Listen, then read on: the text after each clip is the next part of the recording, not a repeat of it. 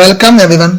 आज फिर से आ गए नई गवर्नमेंट वैकेंसी के साथ जो कि BRO यानी कि बॉर्डर रोड ऑर्गेनाइजेशन से निकल कर आ रही है। इस भर्ती में कौन कौन फॉर्म फिल कर सकता है, जब इसके एप्लीकेशन फॉर्म है वो कब से स्टार्ट हो रहे हैं, इसमें एज लिमिट क्या मांगी गई है, आपको इसमें सैलरी कितनी मिलने वाली है, इसमें कितनी पोस्ट निकाली गई है, इसमें एजुकेशन क्वालिफिकेशन क्या मांगा है, लिखित परीक्षा होने वाली है, उसका सिलेबस क्या होने वाला है और आपको फॉर्म कैसे फिल करना है, सिलेक्शन प्रोसेस के सभी टॉपिक पर हम चर्चा करने वाले हैं। यदि आपने अभी तक मेरे चैनल सब्सक्राइब नहीं किया है तो सब्सक्राइब कर लें और साथ में बेल आइकन प्रेस कर लें ताकि ऐसी प्रत्येक वैकेंसी नोटिफिकेशन सबसे पहले आप तक पहुंच सके। यदि आप इस वीडियो को फेसबुक या इंस्टाग्राम पर देख रहे हैं तो वहां पर पेज को लाइक और फॉलो जरूर कर लें। तो चलो वीडियो स्टार्ट करते हैं। BRO ने यह vacancy GREF centre Pune Maharashtra के लिए वैकेंसी निकाली है। यह vacancy multi skilled worker mason and nursing assistant के पदों पर निकाली गई है। मेसन मीन्स होता है जो मकान बनाते हैं। मकान बनाने वाले को हम लोकल लैंग्वेज में कारीगर या फिर मिस्त्री कहते हैं। BRO की यह वैकेंसी टोटली ऑफलाइन वैकेंसी है। इसके जो एप्लीकेशन फॉर्म है वो आपको ऑफलाइन मोड सबमिट करने होंगे। यह वैकेंसी ऑल ओवर इंडिया के लिए निकाली गई है। इसमें पूरे भारत के जो पुरुष अभ्यर्थी हैं वही केवल इसमें अप्लाई कर सकते हैं। इसमें फीमेल के लिए कोई पोस्ट नहीं निकाली है। इस वैकेंसी की जो ऑफलाइन एप्लीकेशन है वो आप 11 अप्रैल 2022 से लेकर के 23 मई 2022 तक डाक के माध्यम से सबमिट कर सकते हो। ऑफलाइन एप्लीकेशन फीस की बात करें तो जो जनरल वाले हैं, OBC वाले हैं, EWS वाले हैं और जो एक्स सर्विसमैन हैं इनकी यहाँ पर टोटल 50 रुपये फीस लगने वाली है। और जो SC ST वाले हैं इनसे यहाँ पर कोई फीस नहीं मांगी है। इस फीस को आप कमांडेंट GREF सेंटर पुणे के फेवर में केवल आप ऑनलाइन मोड सबमिट कर सकते हो। इस फीस को आप इस लिंक के माध्यम से सीधा कमांडेंट GREF सेंटर के फेवर में 50 रुपये की फीस पे कर सकते हो और फीस पे करने के बाद में जो पेमेंट रिसिप्ट है उसका प्रिंट आउट ले लें। इस लिंक को मैंने पहले से ही डिस्क्रिप्शन बॉक्स में दे दिया है, आप वहाँ से चेकआउट कर लें। या फिर आप किसी भी स्टेट बैंक जाकर के इस फीस को कमांडेंट GREF सेंटर पुणे के फेवर में पे कर दें और वहाँ से पेमेंट रिसिप्ट ले लें। इस वैकेंसी की जो पहली पोस्ट का नाम है वो है मल्टी स्किल्ड वर्कर मेसन यानी कि कारीगर या फिर मिस्त्री। इसकी यहाँ पर टोटल 147 पोस्ट निकाली गई हैं। इसके लिए आपको 18,000 से लेकर के 56,900 तक सैलरी मिलने वाली है। इस पोस्ट के लिए एज लिमिट आपकी 18 से 25 साल होनी चाहिए और जो एक्स सर्विस मैन है इनकी यहाँ पर एज 18 से 40 साल होनी चाहिए। यदि आपने 10वीं पास कर ली है और 10वीं के साथ साथ यदि आपके पास कोई बिल्डिंग कंस्ट्रक्शन का कोर्स का कोई सर्टिफिकेट है या फिर आपने ब्रिक्स मेसन ट्रेड से ITI कर ली है या फिर आपके पास इसी ट्रेड में इंडस्ट्रियल सर्टिफिकेट है या फिर आपने इसी ट्रेड में NCVT से या फिर SCVT से कोर्स कर लिया है तो आप तभी आप इस पोस्ट के लिए अप्लाई कर सकते हैं। सेकंड पोस्ट का नाम है multi skilled worker nursing assistant. इसकी यहाँ पर टोटल 155 पोस्ट निकाली गई हैं। इसके लिए आपको 18,000 से लेकर के 56,900 तक सैलरी मिलने वाली है। इसमें आपकी एज लिमिट 18 से 27 साल होने चाहिए और जो एक्स सर्विसमैन वाले हैं इनकी एज लिमिट यहाँ पर 18 से 40 साल होने चाहिए।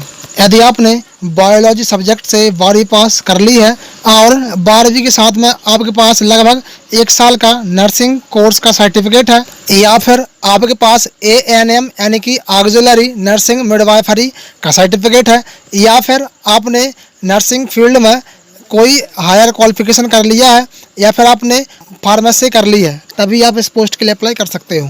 एज रिलैक्सेशन में देखें आपकी जो एज है वो 18 अप्रैल 2022 से काउंट की जाएगी। जो OBC वाले हैं उनको यहाँ पर उम्र में 3 साल की छूट दी जाएगी।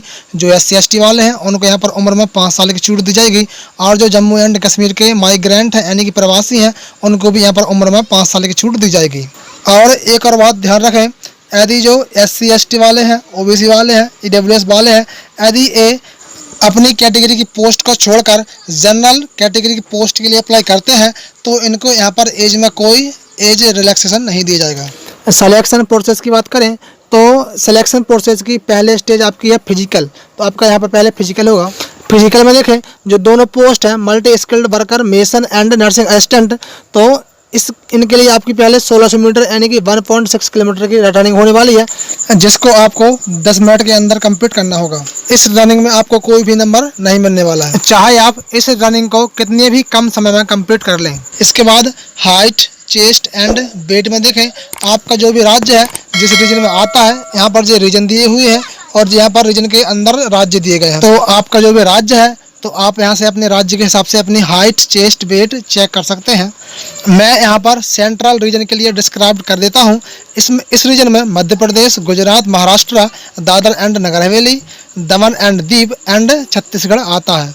सेंट्रल रीजन में आपकी जो हाइट है वो कम से कम 157 सेंटीमीटर होना चाहिए और जो आपकी चेस्ट है वो कम से कम 75 सेंटीमीटर होना चाहिए और साथ में आपकी चेस्ट का जो फैलाव है, एक्सपेंशन है, वो 5 सेंटीमीटर होना चाहिए।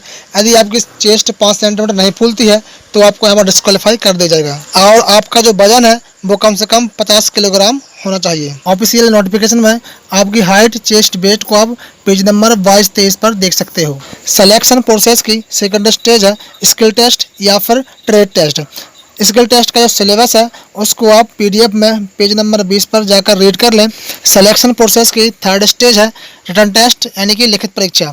लिखित परीक्षा का जो सिलेबस है उसको आप पीडीएफ में पेज नंबर 19 पर जाकर देख सकते हो। सिलेक्शन प्रोसेस की फोर्थ स्टेज है डॉक्यूमेंट वेरिफिकेशन, फिफ्थ स्टेज है मेडिकल टेस्ट और सिक्स्थ स्टेज है फाइनल सिलेक्शन यानी कि फाइनल मेरिट लिस्ट। इस मेरिट लिस्ट को आपके जो लिखित परीक्षा होगी, लिखित परीक्षा के नंबर के आधार पर कैटेगरी वाइज तैयार की जाएगी। यदि इस लिस्ट में आपका नाम आ जाता है तो आपका यहाँ पर फाइनल सिलेक्शन हो जाएगा। अब बात करते हैं इस वैकेंसी में आवेदन कैसे करना है, हम इसको स्टेप बाय स्टेप जानेंगे।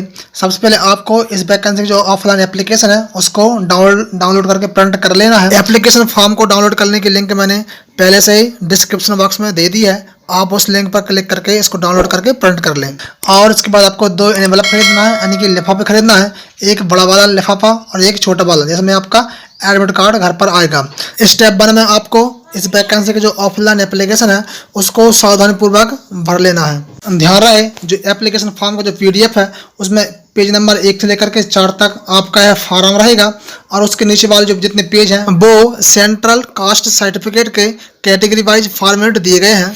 SC/ST वालों का जो सेंट्रल जाति का जो फॉर्मेट है वो पेज नंबर 5 से लेकर के 6 तक है और जो OBC वाले हैं उनका फॉर्मेट पेज नंबर 7 है और जो EWS वाले हैं उनका फॉर्मेट पेज नंबर 8 है। यदि आप SC/ST वाले हैं, OBC वाले हैं या फिर EWS वाले हैं, यदि आप अपनी कैटेगरी में आरक्षण चाहते हैं तो आपको अपनी कैटेगरी का जो फॉर्मेट है उसको फिल करके SDM ऑफिस या फिर कलेक्टर ऑफिस से इशू कराना होगा और उसको लिफाफे के साथ डॉक्यूमेंट के साथ भेजना होगा या फिर आप अभी नहीं भेज पा रहे हैं तो डॉक्यूमेंट वेरिफिकेशन में इसको सबमिट करना जरूरी होगा। इस वैकेंसी का जो एप्लीकेशन फॉर्म है वो आप आसानी से फिल कर सकते हैं, इसमें कोई प्रॉब्लम नहीं आने वाली है। फिर भी यदि आपको फॉर्म भरने में कोई प्रॉब्लम आती है तो आप मुझे कमेंट बॉक्स में या फिर इंस्टाग्राम पर सीधा मैसेज कर सकते हैं। अब फॉर्म को भरने के बाद में आपको जो बड़ा बड़ा लिफाफा उसको ले लेना है और इसके ऊपर आपको कैपिटल लेटर में application for the post of, यहाँ पर आपकी पोस्ट का नाम लिखना है, आप किस पोस्ट के लिए अप्लाई कर रहे हैं और उसके बाद कैटेगरी के बाद आपको आपकी जो कैटेगरी है आप उसका नाम डाल दें, SC/ST OBC आपकी जो भी कैटेगरी है। उसके बाद weightage percentage in essential qualification, यदि आप मेडिसिन के लिए अप्लाई कर रहे हैं तो आप यहाँ पर 10th के % लिखना है। यदि आप नर्सिंग असिस्टेंट के लिए अप्लाई कर रहे हैं तो आप यहाँ 12th के % लिख दें। अब आपको यहाँ पर फॉर्म लिख करके आपका नाम, आपके पिताजी का नाम, एड्रेस में विलेज का नाम, सिटी का नाम, पोस्ट, तहसील, डिस्ट्रिक्ट, स्टेट, पिन कोड लिखना है और आप चाहें तो यहाँ पर अपना मोबाइल नंबर भी लिख सकते हैं। इसके बाद आपको यहाँ पर 2 लिखना है और सेंटर का सेम टू सेम यही वाला एड्रेस आप भी लिख दें। अब आपको छोटा वाला एनवेलप ले लेना है जिसमें आपका एडमिट कार्ड घर पर आएगा। इस पर आपको 10 रुपये की यहाँ पर डाक टिकट चिपकानी है और फिर इसमें आपका नाम, आपके पिताजी का नाम, एड्रेस में विलेज या सिटी का नाम, पोस्ट, तहसील, डिस्ट्रिक्ट, स्टेट, पिन कोड ये सभी लिख दें।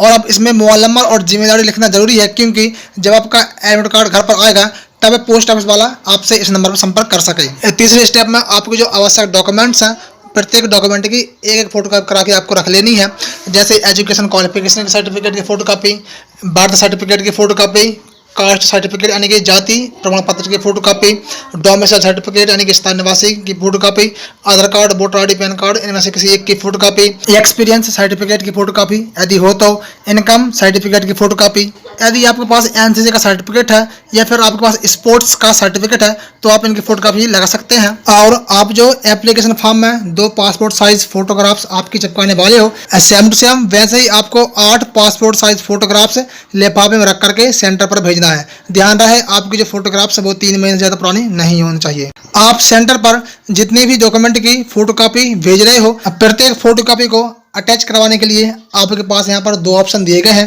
पहला, आप इन फोटोकॉपीज को किसी सरकारी अधिकारी से अटैच करवाएं या फिर आप स्वयं ही इनको सेल्फ अटैच करके सेंटर पर भेज सकते हो। चौथे स्टेप में आपका जो एप्लीकेशन फॉर्म है उसको और सभी फोटोकॉपीज को और SC/ST कैटेगरी वालों को छोड़ करके आपने जो 5 रुपए की ऑनलाइन फीस पे की होगी उसकी रसीद, या फिर आपने सीधा स्टेट बैंक से 50 रुपए का डिमांड ड्राफ्ट बनवाया होगा उसको, आपकी 8 पासपोर्ट साइज फोटोग्राफ्स को और आपका जो छोटा वाला एनवेलप है जिस पर आपने 10 रुपए की डाक टिकट चिपकाई है जिसमें आपका एडमिट कार्ड घर पर आएगा उसको, इन सभी को इकट्ठा करके बड़े वाले एनवेलप में यानी कि लिफाफे में रख करके अच्छे से पैक कर देना है। अब आप इस बड़े वाले लिफाफे को किसी भी सरकारी पोस्ट ऑफिस से केवल आप रजिस्टर पोस्ट के माध्यम से ही भेजें।